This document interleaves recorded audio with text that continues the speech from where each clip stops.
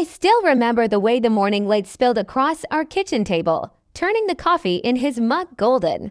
That was 3 years ago, when I was still Lieutenant Commander Sarah Hayes, and he was Captain Marcus Reed, my fiancé, my best friend, the man who swore he'd never let the Navy come between us. People said we were the perfect military couple.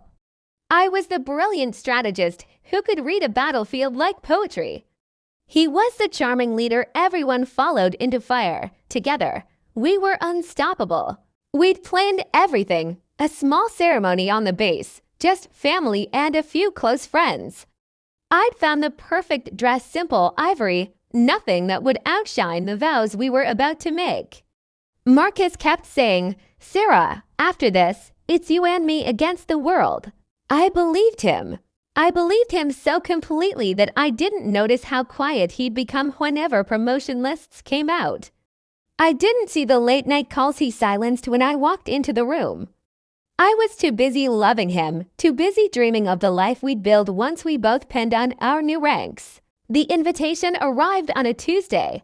Thick cream cardstock, gold lettering, my name nowhere on it. Captain Marcus Reed and Dr. Elena Voss request the honor of your presence. Dr. Elena Voss, the civilian historian who'd been consulting on his latest project. The woman whose laugh I'd heard echoing from his office more times than I could count. My hands shook so hard the card slipped to the floor. That night, I stood outside his quarters, invitation crumpled in my fist, asking the only question that mattered. Why wasn't I invited to my own wedding? He looked at me like I was a stranger. "Sarah, you're being dramatic," Elena's family insisted on a formal event. "Your name would have complicated things. Complicated things. 12 years of shared deployments, whispered promises under desert stars, and I complicated things." But what I didn't know that day was that he'd already done something far worse than leave me off an invitation. He'd erased me completely. I don't remember dropping the phone. I only remember the scream that tore out of me raw, animal, loud enough that my vice principal rushed in thinking someone had died. Someone had. The Aisha who trusted love had just died on the floor of my office. By Maghreb, the video was everywhere. WhatsApp groups exploded. Breaking, Baha Walper principal's fiancé marries cousin in secret nikah. Sana posted the first picture at 4:05 p.m. Exactly 30 minutes after the call connected. Caption, Alhamdulillah for unexpected blessings. Unexpected. 10 years of late-night calls, saving for a house, choosing his mother's favorite color for the sofa unexpected. Hamza finally texted at 11:47 p.m. One line, it was arranged suddenly. Please understand. Understand. I stared at those words until they blurred. Then I opened my laptop and started typing. Not a rant, not tears, an email. To every school parent, every education officer, every journalist I'd ever met. Subject, fraud in broad daylight evidence attached. See, Hamza's family had bragged for months about the big government contract. That paid for that Sherwani, that arch, that lavish dinner. But I had the original tender documents because I'd helped him proofread them at 2 a.m. weeks ago. His company had forged signatures, inflated costs, bribed an officer. I attached everything. Time-stamped. Signed. Undeniable. The next morning, anti-corruption officers knocked on his new in-laws door while the bride was still posing for day-after photos. By noon, his father's construction license was suspended. By evening, the groom himself was in custody. I didn't smile.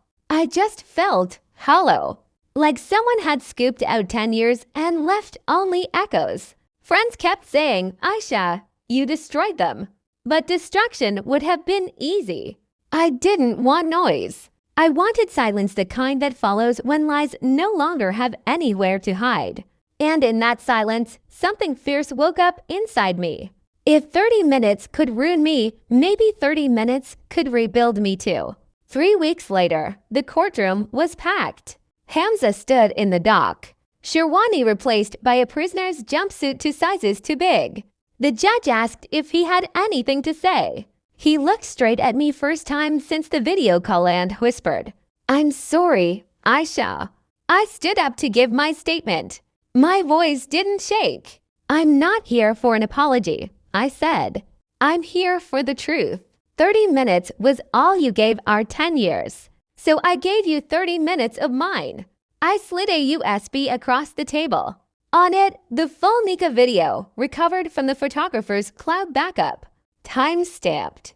With audio of Hamza laughing minutes before the ceremony. "Aisha will cry for a week, then move on.